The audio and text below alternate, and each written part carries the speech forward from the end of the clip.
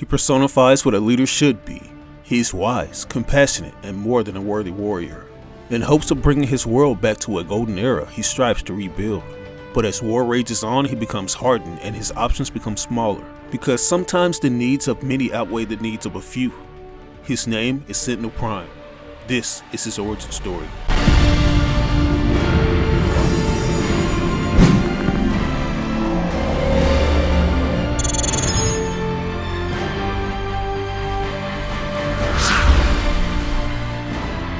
What's up you guys, my name is RBG and welcome to my video segment Transformers Movie Universe History. In a previous episode I did a video covering the origins of our old Autobot who's built to last, Ironhide. At the time of making this video I'm not sure how many views Ironhide's origin has garnered since this is a Patreon sponsored upload, but I just want to say thanks in advance to those who took time out of their day to watch and even leave a comment. As mentioned in all my videos that I myself am aware of all the hate the Bay films receive and have to agree that most of it is warranted. But I want to take you guys on a journey and show you some of the positives this universe has to offer, because if we're gonna be honest, there are certain characters in the films who don't get their just due. Just a heads up, if you haven't seen the movies or read the comic book material used in this video, it will come off a bit spoilerish, so be advised. In today's video, we'll be uncovering the origins of the legendary warrior thought to have been lost long ago, Sentinel Prime. Now this is an origin story that I've been dying to make for a while now, and I know a lot of you have been wanting to see it. Sentinel Prime is essentially a love letter written to the fans wrapped up in a shiny metal envelope. Not only is he one of the most compelling villains we've seen in the entire lineup of TF movies, but he's also a huge nod to the source material. Through the grace of the Cybertronian gods, Michael Bay was very fortunate enough to get the late Leonard Nimoy to return to the Transformers franchise. But it wasn't necessarily because he originally voiced Galvatron in the original movie, oh no.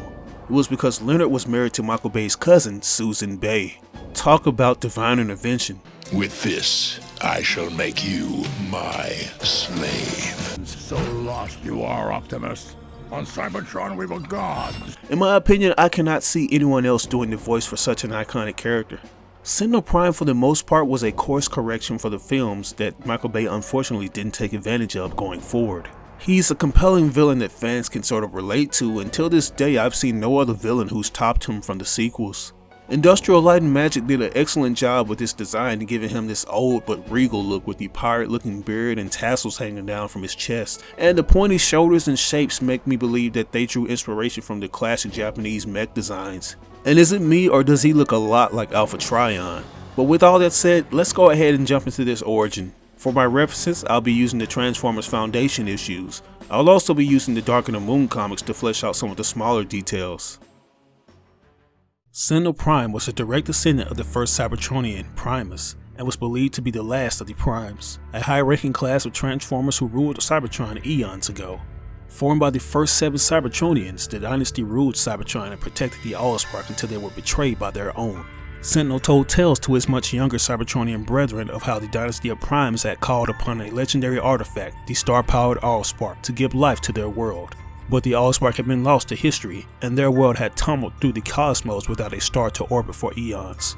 Sentinel Prime had plans to rectify this, and he gathered followers who believed in his path to a new age of life on Cybertron.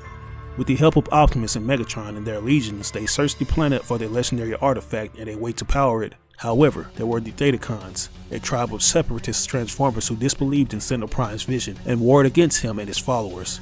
While Sentinel's other pupils held off an attack by the heretic Datacons, Wheeljack's technical skills went into work creating a device that, once linked to the Allspark, warped time and space, teleporting a sun into Cybertronian space. I am relativistically warping space-time in 7 dimensions within a tolerance of 3 microns, says Wheeljack. I'll need at least 5 more minutes. The Datacons are breaching our defenses, said Sentinel. We heard. Follow my lead, Optimus. Before he could jump into action, Optimus transforms and says, Megatron, you'll have to keep up with me. Elita 1, you and Shockwave cover our flank. Megatron, we'll go up the middle. And let's try not to kill anyone. These may be Datacons, but they're still Transformers. The Autobots went on a full-scale assault with the brutal tribe, losing a lot of soldiers during the battle, but they quickly stopped when they noticed a bright light emanate over the horizon of Cybertron. Through Wheeljack's technical genius, a sun is teleported into the skies above Cybertron, and its energy revitalizes the Allspark, filling Cybertron with energon and new life. We've done it, haven't we, Wheeljack? After so many hundreds of cortexes of war and famine. Indeed. It seems we've saved the world, Prime. Seeing that Sentinel's teachings were right all along, the Datacons laid down their arms. And thus, the planet was unified once more. With life restored to Cybertron, new hatchlings emerging at a rapid rate, and the Datacons building a temple around the Allspark as a form of recompense, Optimus decided to accompany Elita 1 back to her home city of Metro Titan to see her sisters. Megatron, however, is far less content, as is Shockwave, who confides in Megatron that he is unsure of what a world of peace and so-called freedom holds for him. As Cybertron's new sun sets at the end of the first day, Sentinel calls for Optimus. You sent for me? Yes, Optimus. Yes, come here. See how the sun seems to move across the sky, and now it dips beyond the ancient city. But worry not, in mere hours it will seem to rise again on the horizon opposites, as Cybertron herself turns so that we may begin a new cycle. Now go, gather your things. We travel to Trypticon when the sky is bright again. Giving Sentinel a puzzled look, Optimus says, What? Sentinel, I wanted to go to Metro Titan with Elita 1. She has... There will be time for that in the future, my boy. We have much to do. Cybertron has not been unified since the era of the Primes. We must establish a new government, Optimus. But what is there to establish? All the tribal leaders gave their allegiance. Everyone is behind you. Optimus, I should not be leading our people. Though Sentinel Prime had finally returned the forgotten concept of freedom back to Cybertron, he felt he no longer had a part in its path to the future. He places his hand on his student's shoulder and says, I am tired. I need rest. And I am a uniter, not a leader. But you see how easily you diffused the situation between Megatron and your new friend? What are you saying? I'm saying it is your destiny to lead the Autobots, Optimus Prime. I believe you to be my lineage. I believe you to be a Prime, and it is your destiny to lead Cybertron. Optimus humbly takes a step back and says, Sentinel, I just... After all we've been through to get here, I just don't know. We have been through much, all the death. Do you know what it is? It was Transformer killing Transformer. It was insults from generations past becoming tribal blood feuds. We became a planet of killers. Do I know what it was? It was evil. And Sentinel happily says, No, Optimus. It was learning. He turns his attention to the city and continues on, saying, Look at Cybertron now. I know you. I know you need something tangible. Well, see, the future is brighter than the past, Optimus, and it is yours to lead us into. Sentinel, I can't, despite what you say. I know in my spark, I am not different from my friends. But you're right, I do need to see what's real. Learning Cybertron's past, finding the truth in old stories. That is my destiny. I am not a Prime, but perhaps I can bring some of their good works back to the world.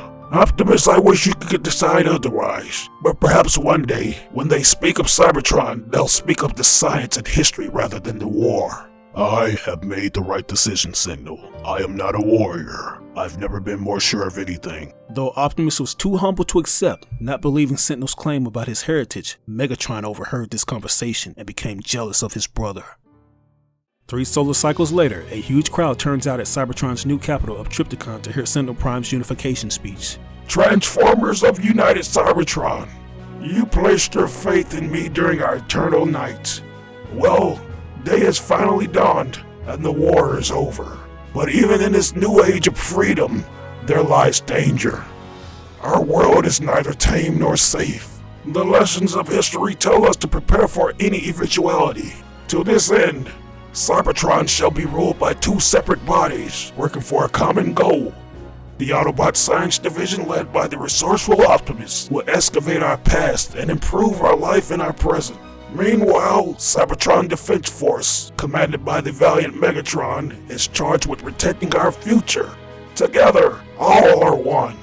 Although Cybertron thrived on peace, it didn't last long. After 2 generations of successful shared leadership, Megatron fell under the sway of the Fallen and reshaped his defense force as the Decepticons, declaring war on Cybertron. Sentinel Prime was at the archaeological dig in Semper when the first strike took place, and was quick to opt for a technique of self-preservation rather than attempting to save the Science Division's work. Optimus soon arrived to fend the Decepticons off, and revealed that his studies had proven the truth of Sentinel's words. This marking on my helmet, RC found the same symbol among some of the artifacts we dug up.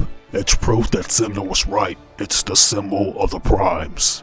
It has always been your nature to need unassailable facts in order to accept the truth. And now I do accept, like you, I am a Prime. What does that mean, Optimus? Leader 1 asked. It means trouble. As Cybertron was devastated by the worsening war, Sentinel Prime was forced to make a deal with Megatron to seek out another planet whose resources they can exploit to restore their homeworld. The chosen planet was the resting place of the Prime Star Harvester. Sentinel recreated the Prime's lost space bridge technology, fashioning hundreds of pillars that would form a space bridge large enough to teleport Cybertron itself across the cosmos. With Optimus Prime refusing to adopt a strategy that will result in the wholesale deaths of the Decepticons, fearing it will make the Autobots no better than them. How much longer can our planet endure the war? It's killing Cybertron. I believe I have a solution. My experiments have come to fruition. I have created something that will guarantee an end to this war, if that is what our leader chooses. You mean we'd be able to crush the Decepticons? Kill the lot of them? Asked Ironhide. No, that's the method of our enemy. There has to be a way to win without resorting to a wholesale murder. You can't be serious. Megatron wouldn't hesitate to destroy us. And you came over to our side, Ironhide. You chose us over Megatron. Why? Ironhide lowers his head and says, Because we're better than them. You're right, Prime. It's not the Autobot way. Indeed. My invention does present us with another path to victory, Optimus Prime. Your forefathers would be proud of you. Sentinel further explains that the torch had to be brought into contact with the Allspark to be activated, so the Autobots launched an attack on the Central Temple to carry out this action while Sentinel stood by with an aircraft, the Ark, to wait delivery of the active torch. With Optimus Prime covering them and holding Megatron off, Elita 1, Chromia, and RC are able to enter into the temple and activate the torch, which Elita then rushes into his hands. Starscream's on my trail. Says Elita 1. I tried to lose him, but... Buddy Starscream, we'll have to move fast. I will pilot the Ark to Optimus and the others at the temple. We'll Jack take the second craft to Tiger Packs and get the rest of the Autobots. But Sentinel, what would you give to save our world? Asked Sentinel as he proceeded into the ship. Anything. You know that. Then do this for me. Do this, and the war's over, old friend. And Sentinel takes the torch aboard his own Ark and goes to collect Optimus and the warriors battling at Senfer. Upon arrival, however, the Ark is attacked by Starscream and is unable to match its firepower. A huge fireball consumes the vessel, and then it is gone, with only a few burning spots indicating it had ever existed. The horrified Autobots fell back, and Optimus Prime embarks on his new mission, to find and kill Megatron for what he has wrought. In actuality, Sentinel's Ark had not been vaporized as we believed. It had been teleported away by the space bridge's technology. With all hands knocked into stasis by the explosion, the ship automatically janked through space and time on a series of random space bridge jumps until at last its sensor locked onto the energy of the Allspark, which had since been ejected from Cybertron and had been crash landed on the planet Earth. On its final jump, the Ark crossed paths with the Decepticon ship Nemesis, which had departed Cybertron just as the war was beginning, and was now also following the Allspark's trail. The Ark materialized from its jump into the same physical space as the Nemesis, crippling both ships beyond repair. The Ark made one last jump, reappearing in the immediate vicinity of the Earth in 1962, where it crashed violently on Earth's moon. All the Autobots aboard perished save for Sentinel himself, who was in the crash vault and remained slumbering in stasis. And that, my friends, is where we'll have to end this origin story. I hope you enjoyed this little history lesson because I did my best. As mentioned earlier, I always thought that Sentinel was a compelling villain in the movie because his reasons were all well warranted. He wanted nothing more than to restore Cybertron before it was ultimately destroyed by war. It's kinda sad because Optimus, the guy we rooted for, aided in Cybertron's destruction. Now granted, I do have a couple of hateful bones in my body for Sentinel. I mean, he did go about fulfilling his vision in a harsh way. He didn't do fans any favors when he killed our beloved Ironhide in Dark of the Moon. And siding with Megatron just seemed to be low even for his class. But anyways, what do you think of Sentinel's origin story? Do you find it interesting? Does it help you appreciate the expanded universe that debate films have presented? Let me know in the comment section below. As always, I ask that you like or dislike the video. It doesn't have to be a thumbs up, it can be a thumbs down. Any feedback is good feedback and will only help me improve on future content. And also, consider joining my Patreon. It's a good way of watching the content a week earlier before it goes public. It also helps this channel stay independent and self-sustained. But I think I've said enough. Once again, this was your boy RBG signing out on another video. I'll catch you guys later. Peace out.